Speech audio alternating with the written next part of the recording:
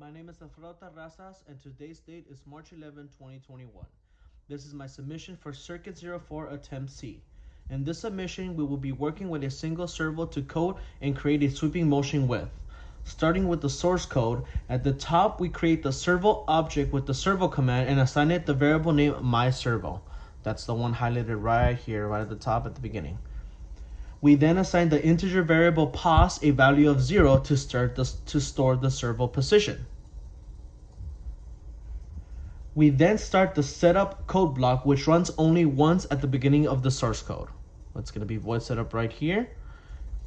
In this code block, we attach the variable myServo to pin number 9 using the .attach command, and this is the only function necessary in this code block. After the setup code block, we start the loop code block, which runs continuously as long as the Arduino has power. It's going to be this one right here.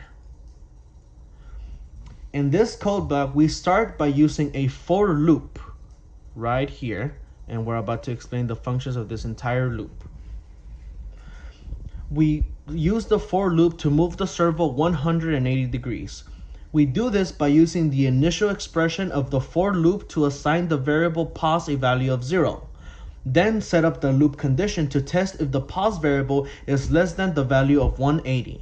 If the loop condition is true, we use the loop expression to increase the value of pos by 1. This loop repeats until the loop condition returns as false. Once this happens, the loop ends and moves to the next code block, which uses the .write command to move the servo to the value of pos, which will be equal to 180 after this loop finishes. So again, initial expression for the loop condition and the loop expression. Once this returns as false, we move over to myServo, which again uses the .write command to set the servo to the value of pos, which as we just said will equal to 180 once this entire loop is done. And then lastly, we use the delay command to give the servo time to reach the desired position of 180 degrees. This entire process is reused to move the servo back to 0 degrees using another instance of the for loop in the next code block, which is going to be this entire block right here. Once uploaded to the Arduino, the loop code block repeats continuously, moving the servo to 180 degrees and then back to 0 degrees to give us the sweeping motion we were aiming for.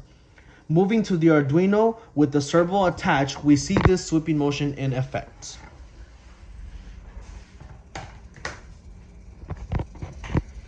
On the breadboard, we have two wires, the red and black ones, these two right here, to connect to the 5-volt and ground pins on the Arduino to power the circuit. Those go right here, 5-volt and ground right here. Using jumper cables located farther down on the row of these wires, down the row we have these two jumper cables right here, matching colors with the 5-volt and the ground. We use these jumper cables to connect the power lines to their respective pins on the servo using a 3-pin header. That's going to be this 3-pin header right here. We can't really see it, but it's connected to this right here, which connects to the servo. The last pin is used to connect the servo to pin number 9 using this blue wire to send the signal from the Arduino to the servo. Again, this blue wire is going to connect to pin number 9 on the Arduino. These 3 pins have to be correctly attached to ensure that the servo is properly powered and receiving the signal of the loop from the microprocessor on the Arduino. Lastly, we have the servo itself doing the sweeping motion we coded for. And in case you are wondering about the 2 metal pins on both sides of the servo, I made them using a paper clip to hold the servo in place on the breadboard. That's this one right here and this one right here. This concludes my work on this circuit. Again, my name is Alfredo Terrazas, and this is my submission for CIRC04 Attempt C.